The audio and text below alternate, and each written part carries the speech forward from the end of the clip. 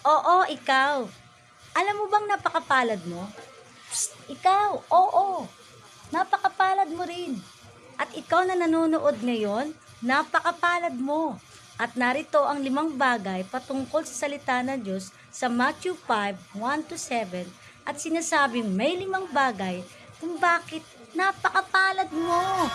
Mapalad ang nahapis sapagkat aaliwin sila ng Diyos. Mapalad ang wala nang aasahan sapagkat makakasama sila sa kaharian ng Diyos. Mapalad ang mapagkumbaba sapagkat tatamuhin nila ang pinangako ng Diyos.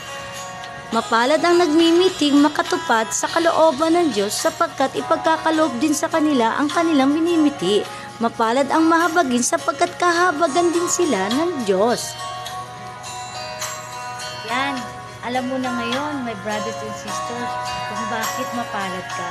Kasi mahal ka ng Diyos. Kaya huwag ka nang malungkot